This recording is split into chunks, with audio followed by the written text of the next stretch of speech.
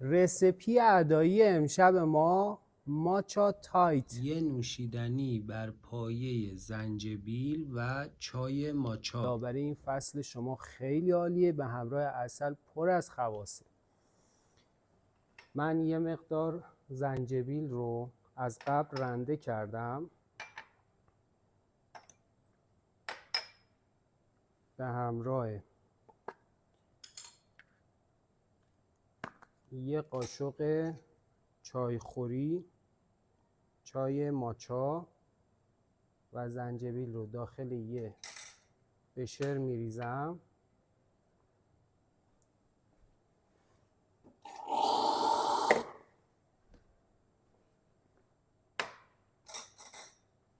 با آب جوش حل میکنیمش.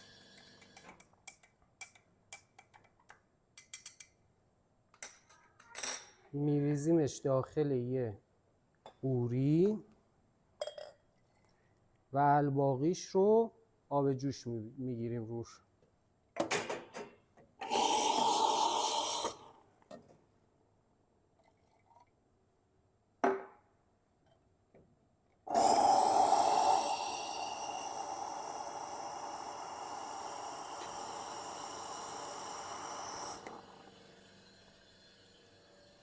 حالا کافیه اجازه بدید 5 دقیقه دم بکشه. بعد از اینکه 5 دقیقه دم کشید، به همراه عسل برای مشتری عزیزمون سرو میکنیم. بریم تا 5 دقیقه دیگه برگردیم تا سروش کنیم. خب ما به این دمنوش جذابمون که سرشار از آنتی اکسیدانه، واقعا چای ماچا حالا یک مقداری ادایی شده ولی آنتی اکسیدان خیلی خوبی رو داره. من چون باید اینو یه کمی صافش کنم،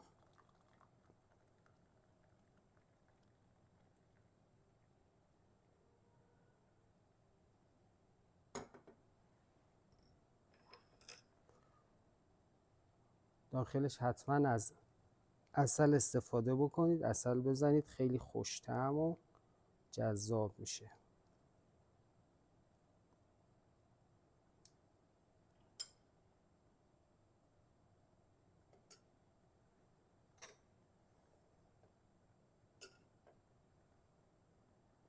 برخلاف چای ماچایی که یک مقداری بوی علفی داره، چون اینجا زنجبیل بهش اضافه شده خیلی عطر و بوی خیلی خوبی رو داره. من فکر میکنم طعمش هم خیلی خوشمزه و جذاب میشه، البته از نظر من.